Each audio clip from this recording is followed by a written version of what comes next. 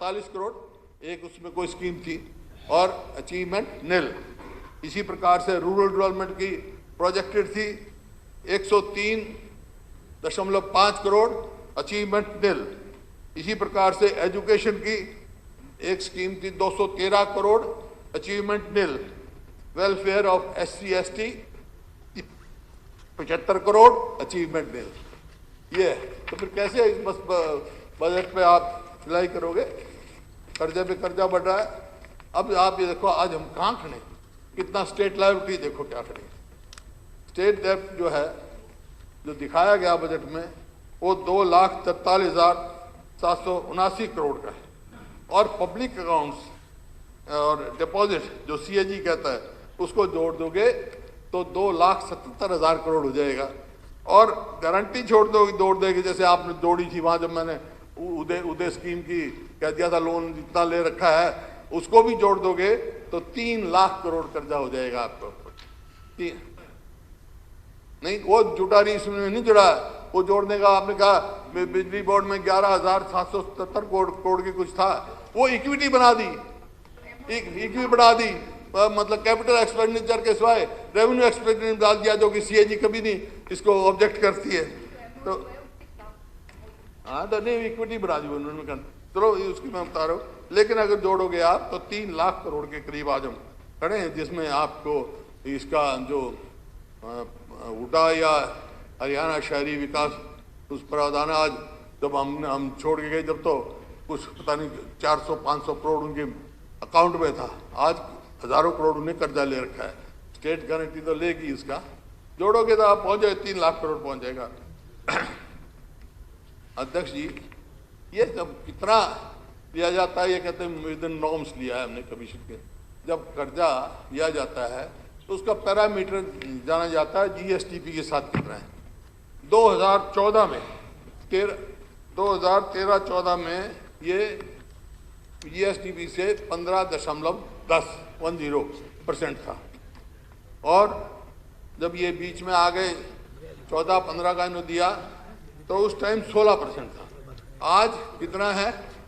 27.8। मतलब इतना कर्जा आप बढ़ा रहे हैं। एवरेज ग्रोथ जो है वो GDP की 13% हुई है, लेकिन कर्जे की ग्रोथ जो है उसे 3 टाइम ज़्यादा होगी, मतलब ज़्यादा हो गई, 18% हुई है। GDP ग्रोथ कम हुई है और कर्जे की ग्रोथ ज़्यादा बढ़ी है।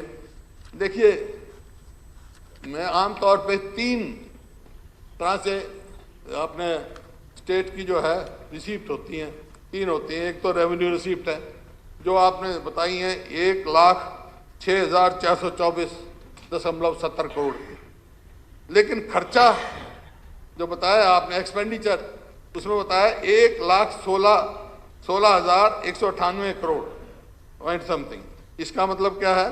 रेवेन्यू डेफिसिट जो है 9,773 करोड़ का आ गया इस 22-23 के बजट में, विच मीन्स कि भाई डे टू डे काम चलाने के लिए भी आपके पास पैसा नहीं है, क्योंकि 9,000 करोड़ तो आप डेफिशिएंट हैं।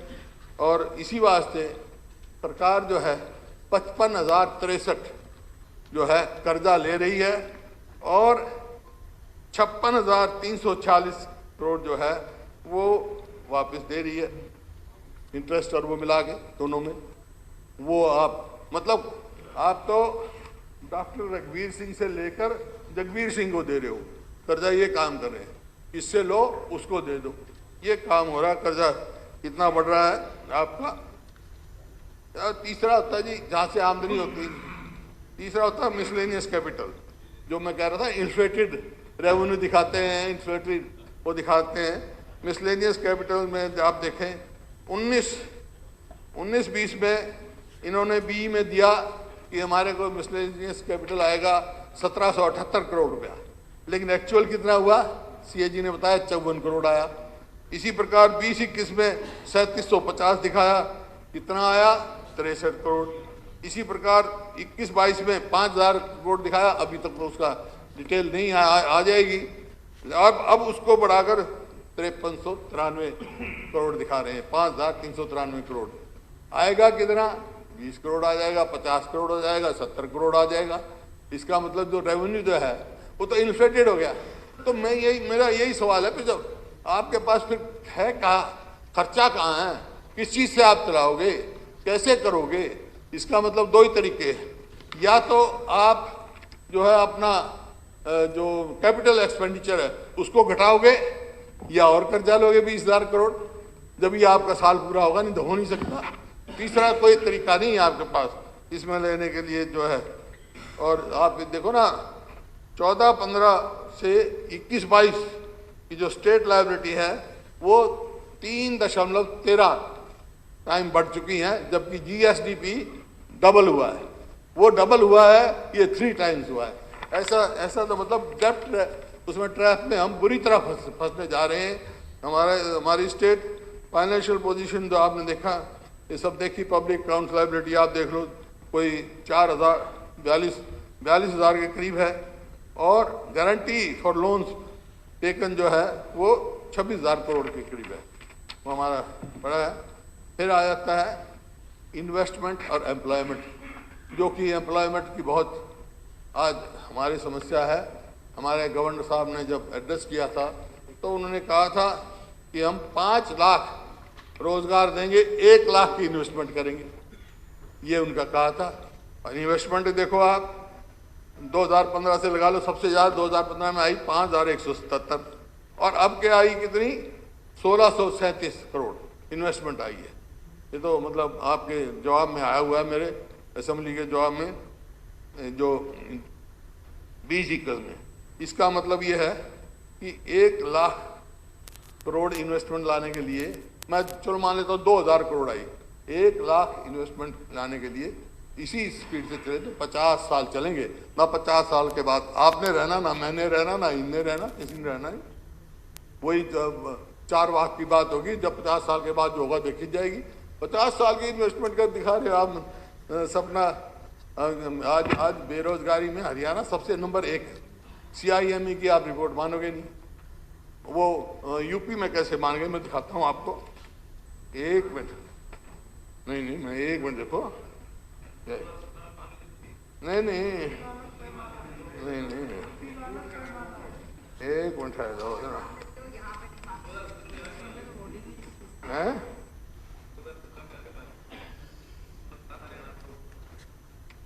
ये देखो, ये यूपी का छपा हुआ है योगीनाथ जी का, और उसमें CMI की हुआ है, सॉरी CMI के आधार पे कहा हमने हमारी ये फ्लाईबट, वो मान रहे हैं, आप मान नहीं रहे। ये दौरे पैमाने कैसे चल रहे हैं, ये मेरे समझ में नहीं आया। दौरे पैमाने थोड़ा चल सकते हैं ये, आप तो दौरे पैमाने चला रहे हो। इसी प्रकार से ये NSSO की भी रिपोर्ट है कि हरियाणा में बेरोजगारी बहुत है। रिजर्व बैंक की रिपोर्ट 18-19 की आप पढ़ेंगे तो रिजर्व बैंक भी मानता है कि जो 11-12 में जो 2.4% थी अनएम्प्लॉयमेंट, वो 18-19 में 9.5% हो चुकी, मतलब 4 गुना ज़्यादा हो चुकी। इसी प्रकार से जो रूरल एरिया में, इसी प्रकार से अर्बन एरिया में जो 4.2 थी 11-12 में परसेंट, आज 8.7% हो चुकी है इन अर्बन एरिया। तो स्टेट इकोनॉमी हम कहाँ खड़े हैं, बिल्कुल फेल हो गए एम्प्लॉयमेंट देने में, कहीं भी रोजगार देने में हम कामयाब नहीं हुए। ये सब जुमले ही चल रहे हैं, और जो कह रहे हैं कि भाई हम इतने में 5 लाख जॉब दे देंगे, ये सब बोगस क्लेम है, कोई देने वाला है। इसी प्रकार से मैं थोड़ा सा लूँगा, ज़्यादा नहीं लूँगा। मुख्य तो डिपार्टमेंट तो सारे मेरे पास है, लेकिन मुख्य तौर पर सोशल सेक्टर में जो मुख्य डिपार्टमेंट है मुख्य, उसमें एक एजुकेशन है। एजुकेशन में बढ़नी चाहिए, घटी है, 1% घटाई है इन्होंने। आप देखें अध्यक्ष जी, ये 2021-22 में एजुकेशन में बजट का दिया हमने 12.14, और इसमें दे रहे हैं 22-23 में हम दे रहे हैं 11.12। 1% एजुकेशन में घटा लें, जबकि आप कह रहे हो नेशनल एजुकेशन पॉलिसी जो हम 2025 तक लागू कर देंगे, पूरी 2025 तक कर देंगे। तो उसका मतलब क्या हुआ, 2000 वहाँ तो नेशनल एजुकेशन पॉलिसी में तो जो है 6% आपको खर्च करना पड़ेगा। 6% ऑफ SGDP करना पड़ेगा 2025 तक। इसका मतलब 60,000 करोड़ और चाहिए। इसका मतलब हर साल 10,000 और एडिशनल एजुकेशन बजट करोड़ चाहिए, और आप 1% घटा रहे हो SGDP से। तो ये जो है, एक तरफ आपने कह दिया कि हम सारे कॉलेजों में स्मार्ट स्कूल बनाएंगे, स्मार्ट क्लासेस रूम बनाएंगे। अरे जहाँ 46 127 में से 46 कॉलेजों में बिल्डिंग नहीं है, और कितना ये मैं बताऊं आपको,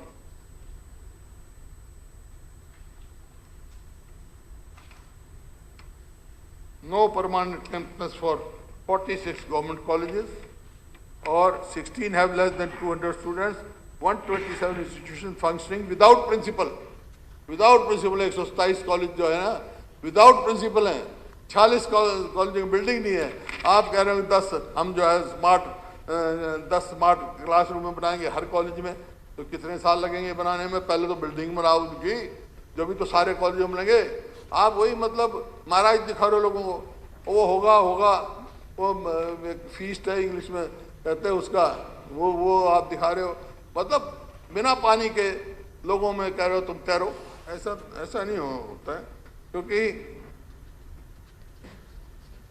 हेल्थ देख लो आप, एजुकेशन का जब स्तर गिर रहा है, हेल्थ में देख लो, हेल्थ में 5% टोटल बजट का हमने खर्च किया है, जबकि 8% बजट में खर्च होना चाहिए। अनाउंस कर रहे हो आप मेडिकल कॉलेज, जब से मैं सुन रहा हूँ हर बारी कह रहे हो इतने मेडिकल कॉलेज। अब तक तो एक मेडिकल कॉलेज भी आप तैयार नहीं किया, कुछ अंडर कंस्ट्रक्शन होंगे, लेकिन 7 साल से ज़्यादा हुए, एक भी मेडिकल कॉलेज पूरा तैयार नहीं हुआ। इतना टाइम लगता है। और जो आपने अनाउंस किए हैं वो मेडिकल कॉलेज बनाओगे, तो अगर एक मेडिकल कॉलेज में 1,500 करोड़ भी लगता है, तो 16,500 करोड़ रुपये चाहिए आपको। कहाँ से आप मतलब उन लोगों को दिखा रहे हैं कैपिटल एक्सपेंडिचर, तो बजट में दिखा रहे हैं आप।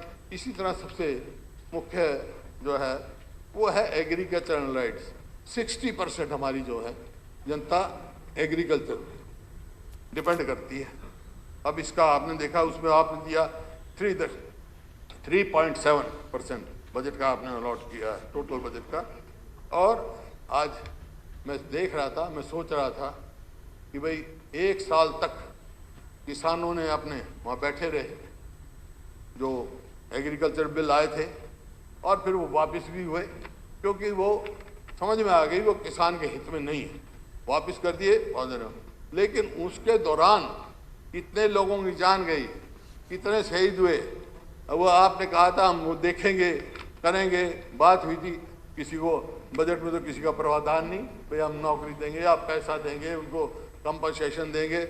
आपकी पार्टी के आदमी तो जरूर दे आए, हम भी दे आए, TLP की तरफ से, आपकी पार्टी की दे आए, लेकिन सरकार की तरफ से कुछ नहीं हो गया, बजट में कोई बात नहीं। इसी प्रकार से कहा कि 2022 तक, आज जो इन्हें कहा शुगर पे 8 तारीख को बजट था आपने पेश किया, ये कहा था शुगर मिलों की सारी पेमेंट हो गई, ये कहा आपने। नारायणगढ़ की तो खैर अभी बहुत बाकी है, और शुगर मिलों की 10 तारीख के मेरे पास रिकॉर्ड है, ये आया है आपका, आपकी स्टेटमेंट है, 56% पेमेंट हुई, 56%, और हाउस में कहा जा रहा है हमने 100% पेमेंट कर। इसी प्रकार से MSP की बात है, बाजरे की बात हुई, बाजरे में 52, अरे 600 रुपये बाजरा बिक गया, 1,000-1,200, 600 रुपये 2,253 या कितनी उसकी MSP है। MSP जब डिक्लेयर्ड है तो MSP क्यों नहीं मिलेगी उसको किसान को? फिर हम MSP कोई मैक्सिमम वो प्राइस थोड़ा, मिनिमम सपोर्ट प्राइस है, that is minimum support price, तो MSP मिलना चाहिए। आज आलू पीपली मंडी में मैं परसों आते हुए मैंने पता किया था, आलू 1.5 रुपये से लेकर 2 रुपये किलो, 3 रुपये किलो वहाँ बिक रहा है। और मंडी की सफाई नहीं हो रही, क्योंकि मैं वो गवर्नेंस हो रहा है ना, गवर्नेंस ये हो रही है कि पीपली से लेकर पानीपत तक मंडी की सफाई का भी ठेका एक आदमी को दे रखा है। ये कभी सुना नहीं, वहाँ का सेक्रेटरी है, पंचकुला से पानीपत तक एक आदमी को मंडी की सफाई का ठेका, ऐसा कभी सुना? उसकी क्यों सेक्रेटरी लगा रखे हैं आपने, क्यों वहाँ लगा रखे? मार्केटिंग कमेटी है, हर मार्केट कमेटी की जिम्मेवारी है। पीपली वहाँ देखो मंडी में जाके, क्योंकि आलू की सबसे ज़्यादा फैलता है, मंडी सब खराब पड़ी है। जब कभी खाद की बात हो, खाद नहीं मिलती, कभी डीएपी नहीं मिलता, कभी यूरिया नहीं मिलता। आपके इसमें आप देख रहे हैं डीजल का रेट देख लिया, पेस्टिसाइड देख लिया। आपने कहा 2022 तक हम दुगनी आमदनी कर देंगे, दुगनी आमदनी कर देंगे। भाई दुगनी आमदनी क्या पैरामीटर है? लागत कितनी बढ़ गई, आमदनी कितनी बढ़ गई किसान की? हम जब गए सरकार से, सरकार कांग्रेस सरकार गई तो गन्ने का भाव 310 रुपए था, तो 620 कब करोगे? कितने दिन तक कहते रहे 2022 में 620 होना चाहिए, हो जाना चाहिए था आपका। इसी प्रकार से तो जगबीर सिंह ने कल आज सवेरे मेरे को दिया, किसानों की बात सोचो, स्टैंप ड्यूटी की एग्जम्पशन थी, जिसकी जमीन एक्वायर हो वो कहीं ले तो वो भी विड्रॉ हो गई, वो भी विड्रॉ हो गई, वो भी विड्रॉ हो गई। जो जिनकी जमीन भी गई उनको एग्जम्पशन दे रखी थी, वो नहीं, मैंने विड्रॉ नहीं करी, आपका हुआ है, मैंने लागू अब करी आपने, अब क्या भाई नोटिफिकेशन, अब क्या नोटिफिकेशन। इसी प्रकार से भाई हमारे स्पोर्ट्स का है, हरियाणा अभी अभय जी कह रहे थे भाई वॉलीबॉल की टीम आई हुई है, आज हमारे 2-3 खिलाड़ियों का पैरा ओलंपिक्स में इनका नाम आया हुआ है। अभी 2 दिन पहले मेरे को वो मिले बेचारे गूंगे बहरे, सारी स्टेटों में, चाहे मध्य प्रदेश हो, महाराष्ट्र हो, सेंट्रल गवर्नमेंट हो, सबको बराबर देते हैं, हैं? लीडिंग स्टेट है, हरियाणा को हिंदुस्तान का बेस्ट स्टेट स्पोर्ट्स है वो। अभी कल लेके आ रहा हूं मैं, कल मेरे को मालूम है, दूसरी की मैं जिक्र कर रहा हूँ। हरियाणा को गर्व अपने खिलाड़ियों पे, लेकिन हम क्या कर रहे हैं? हम जो मुख्यमंत्री जी एक खिलाड़ी है, एक पैरालंपिक है, एक जो है डम एंड डेड है, जो बोल नहीं सकते, उनका बराबर का इनाम होना चाहिए। हमारे नहीं है, मध्य प्रदेश में है, सेंट्रल गवर्नमेंट में है, राजस्थान में है, उनका और एक क्या कह दिया? सेंट्रल गवर्नमेंट देती है बराबर, मेरे पास है कि मैं दिखा दूं, इक्विवेलेंट है ना, सेंट्रल को इक्विवेलेंट देती है, सेंट्रल गवर्नमेंट इक्विवेलेंट देती है। अच्छा, दूसरा एक जो एबल ओलंपिक्स वाले हैं उनको जितना हम दे रहे हैं उतना क्या सेंट्रल गवर्नमेंट दे रही है? I am not yielding. नहीं, वो आपसे आई एम नॉट यील्डिंग, वो आपसे उम्मीद करें, मैं बधाई देता हूं। I am not yielding. एक जो है, एक और नया निकाल दिया क्या कि स्पोर्ट्स की सीट जो खिलाड़ियों को ग्रुप ए बी सी में नहीं दिया जाएगा, डी में लिया जाएगा। अरे आप क्या भर्ती हुए थे, वो कौन सा ग्रुप था? आप तो डीएसपी भर्ती हुए थे, तो अब जो करा, जो डीएसपी भर्ती हुए थे वो बाहर, अब देख लो कैसे हैं। बाहर का छोड़ो, मैं तो यहाँ की बात, हरियाणा की बात कर रहा हूँ। पूरे हिंदुस्तान में नंबर 1 है खिलाड़ियों की, ए बी सी में नहीं मिलेगी तो कहाँ जाएंगे खिलाड़ी? आप ये कर रहे हैं? हाँ, अध्यक्ष महोदय, ज़्यादा मैं नहीं लूँगा, लेकिन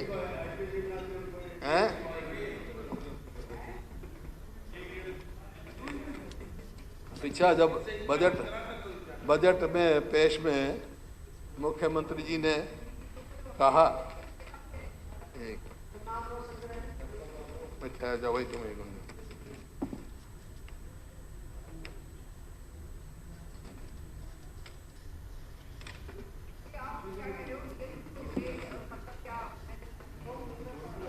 बजट का सारांश दे दूं, फिर इनका जो इन्हें शेयर पड़े थे हमारे पे होते थे।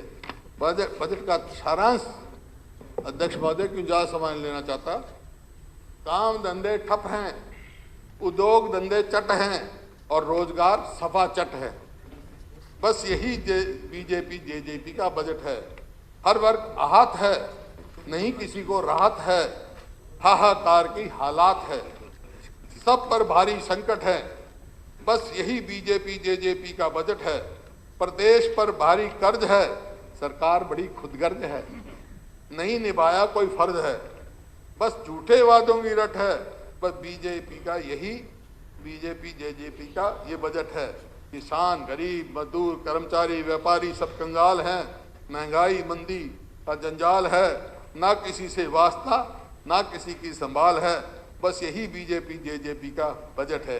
देखिए, आपको साथ आ, एक और बात बताऊँ आपको, मैं इसमें वो नहीं कर रहा, बहुत सारी आपने वायदे किए थे, लेकिन जब से जो आपने साझी मिलाए अपने, जो आपको यमुना पार कर रहे थे, वो और भट्ठा बैठ रहा है पूरे प्रदेश का। साझी जब से मिलाया आपने अपने, देखिए आपने कहा था मुख्यमंत्री जी, मेरे को एक शेर पढ़ाया था आपने, हवा को कह दो कुछ आजमा कर देख ले, बहुत चिराग बुझाती है, एक जलाकर तो दिखा दे। हाँ, मैं इस उसका उत्तर मैं पढ़ता हूँ। बुझ जाते हैं दिए कभी तेल की कमी में भी, हर बार कसूर हवा के झोंकों का नहीं होता। और दूसरा, मुझे चिराग जलाने का मशवरा देकर, मेरे को चिराग जलाने का मशवरा देकर वो हवाओं के साथ शामिल हो गया, हवाओं के साथ शामिल हो गया चिराग। इन्हीं शब्दों के साथ मैं कहता हूँ ये बजट बिल्कुल खोखला है, और आखिर में यही है, इस बजट में धन्यवाद, ना कुछ लेना ना कुछ देना। जयराम जी की बाबा। धन्यवाद। अब तो होलिया जी, पहले आप बोल लिए, पहले सर आप बोल लिए जी, आप पहले इस पे बजट पे पहले बोल लिए, अब लास्ट में नहीं कहा था जी, अब तो बोल। तो बजट पर चर्चा के दौरान बोले नेता विपक्ष भूपेंद्र हुड्डा, भाषण ज्यादा, बजट का कंटेंट कब। ये बयान दिया गया है, बजट में महिलाओं के लिए कुछ नहीं, हुड्डा ने ये बयान दिया। विधानसभा की कार्यवाही चल रही है और आशा वर्कर और आंगनवाड़ी वर्कर सड़कों पर है। ये बयान हुड्डा की तरफ से आया है। हरियाणा में महंगाई सबसे ज्यादा है। इस वक्त की बड़ी खबर आपको बता रहे हैं, जो बयान निकलकर सामने आया है। बजट पर चर्चा के दौरान नेता विपक्ष भूपेंद्र हुड्डा ने क्या कुछ कहा वो हम आपको बता रहे हैं। 1 लाख से ज्यादा नौकरियां खाली पड़ी हैं, स्कूल में टीचर नहीं है, अस्पताल में डॉक्टर नहीं है, कर्मचारी दफ्तरों की जगह सड़कों पर बैठे हैं।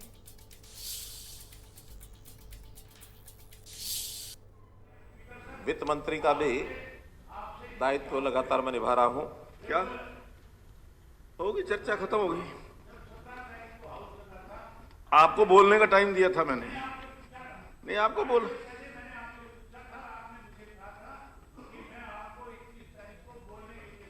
नहीं बिल्कुल नहीं कहा मैंने, नहीं नहीं नहीं बिल्कुल नहीं कहा।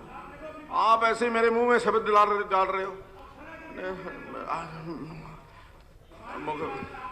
आज चूंकि बजट के ऊपर इस बार की जो चर्चा हमने की थी, जो बजट एफिडेविट बाद में दे देना मुझे, उससे पहले नहीं एफिडेविट मुझे दे देना। विभिन्न जो स्टेक होल्डर्स हैं उनके साथ बोल दिया, भागीदारी करा करके, नहीं फालतू नहीं, हाँ जी, उनसे परामर्श करके, और जिन लोगों से लगातार हम मीटिंग करने बोल चुके। अबे जी ऐसा तो होगा ही नहीं, आप बोल चुके हो। उद्योग क्षेत्र के लोग, आप डिस्टर्ब ना करो बस। उसमें इंफ्रास्ट्रक्चर के लोग, सेवा के लोग, आप पहले बोल चुके, दोबारा तो बोल नहीं सकते। आप कोई बहुत ज्यादा इससे सभी के बराबर हो आप।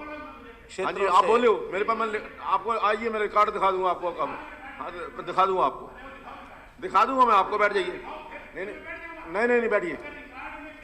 हाँ मैं बोले, अब मैं बैठ जाइए, आप दिखा दूंगा मैं आपको, दिखा दूंगा भाई। अब चर्चा खत्म हो चुकी, मुख्यमंत्री जी जवाब दे रहे हैं, आप बैठ जाइए। हाँ बाद में दिखाऊंगा, नहीं बाद में दिखाऊंगा, बैठ जाइए आप। हम जानते हैं कि नहीं दिखा दूंगा मैं, आप बैठ जाइए। इस बार अब मैं अलाउ नहीं करूंगा आपको, अब मैं अलाउ नहीं करूंगा। पिछले लगातार आप अलाउ 2 साल का जो कार्यकाल है, वो हमको मालूम है कि कोविड का कार्यकाल ये निकला है, और उस कोविड के कार्यकाल में देखिए अबे जी, आप डिस्टर्ब मत करिए बीच में। अबे जी आप डिस्टर्ब मत करिए। हाँ बोल चुके, आप बोल चुके, मेरे पास रिकॉर्ड है, मैं दिखा दूंगा आपको। सभी लोगों को 10 मिनट दिए हैं, सभी आप लाके दिखा दो, लाके दिखा देंगे। बैठ जाइए, नहीं बैठ जाइए आप, ऐसे नहीं है, नहीं बैठ जाइए आप। मैं कह रहा हूँ कि बैठ जाइए आप, मैं आराम से कह रहा हूँ। आराम से कह दिया, चलिए अब आराम से कह दिया। आराम से।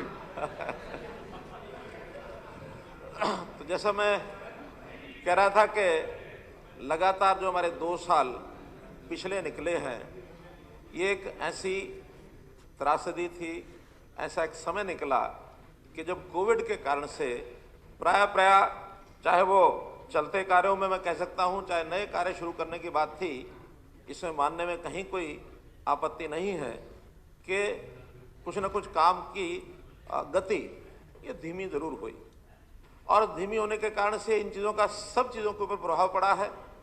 चाहे वो परिवार के काम रहे होंगे, व्यक्तिगत काम रहे होंगे, संस्थाओं के काम रहे होंगे, सरकार के काम रहे होंगे, किसी भाग के काम रहे होंगे, क्योंकि लगातार उन दोनों वर्षों में हम देख रहे हैं 3 जो लहरें चली, कभी लॉकडाउन है तो कभी दूरी बना कर रखना, टच मी नॉट, कभी घर के अंदर रहो, कभी ऑनलाइन वर्किंग की बात, होम आइसोलेशन की बात, वर्क फ्रॉम होम, मीटिंग्स भी ऑनलाइन, सब मीटिंग्स।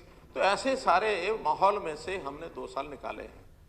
अब 2 साल के बाद अब जो चीज़ें हैं, मैं मान के चलता हूं कि इस तीसरी लहर के बाद जो गति हमारी हो जानी चाहिए वो इस बार से ज़रूर शुरू होगी। उसके लिए इस बार का जो बजट मैं पढ़ रहा हूं, इस बजट को तो मैंने पढ़ा ही है, आज तो उसका मैं उत्तर दे रहा हूं। मेरा निवेदन इतना ही रहेगा कि सब बातें प्राय सदस्यों ने और रखी हैं। 3 दिन का डिस्कशन भी हुआ है, कमेटियां बनाई गई, उन कमेटियों में भी चर्चा हुई है, और अभी नेता प्रतिपक्ष ने भी अपनी बात रखी है। तो अगर हम टोका टाकी के बिना जो सारे विषय हैं उसको, क्योंकि सब विषय तो समाप्त करने में शायद नहीं निकल पाएंगे, बहुत से प्रश्न थे, बहुत से सुझाव थे, शंकाएं थी, तो मोटे मोटे जितने मुझे उसमें से अब सदन के सामने रखने वो रखूंगा। लेकिन मेरा प्रयत्न यही रहेगा कि हर किसी की बात को एक पूरा गंभीरता देकर के और विषयों को आगे बढ़ाएंगे। दिखा दूंगा बैठ, दिखाऊंगा। हाँ, दिखा दूँ भाई। ऐसा है, देखिए, 1 मिनट बात सुनिए जरा, मैं बस आपको बताऊँ।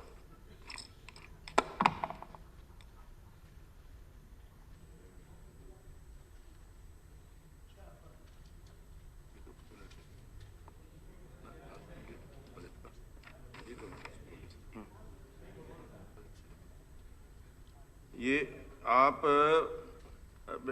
12 मिनट बोले हैं डिस्कशन ऑन गवर्नर एड्रेस। हाँ, 12 मिनट बोले हैं आप। बजट के अंदर हमने ये तय किया था कि जो बजट, 1 मिनट सुनिए, मैंने आपको, देखिए, मैंने आपको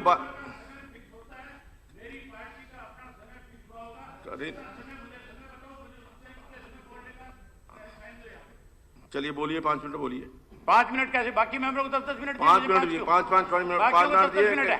ऐसा है कि बाकियों को 10-10 है, मेरे पास रिकॉर्ड है कितने लोग किस टाइम पे बोले हैं। कौन सा? 2 मिनट 3 मिनट बोले हैं। मैंने परसों यही बात कही थी, आप थे नहीं। मैंने कहा, एक बार सुनिए, आप उस समय थे नहीं। स्पीकर सर, आपसे पूछ के गया हूँ, आपने मुझे सब में ये बात कही। मैंने ये, चलिए आप 5 मिनट बोलिए। नहीं, 5 नहीं, 10 मिनट करो। 5 मिनट बोलेंगे। अरे इतना बड़ा बजट लेके आप कोई बात नहीं, 5 मिनट में क्या होगा? बोलिए आप। पहले 12 मिनट बोले हैं, जब लोगों 2-2 मिनट बोले थे। मुझे आप 10 मिनट कम से कम बोलने दो। 5 मिनट का समय बोलिए। कोई ऐसी बात नहीं कहूँ जिससे आपको पीड़ा होगी। नहीं, मुझे किस बात की पीड़ा है? मुझे पीड़ा होगी कि आपको होगी? मुझे कोई पीड़ा नहीं है, तो आप मुझे बोलने ही नहीं दे रहे। आप तो मुझे मैं बोल रहा हूँ ना, कह तो रहा हूँ, बोलिए। मेरे लिए ये कह दिया कि आप बजट पे बोल लिए, डिप्टी स्पीकर को भी कान में कह के तू कह दी बोल लिया गया। हाँ, मैंने 12 मिनट बोले आप।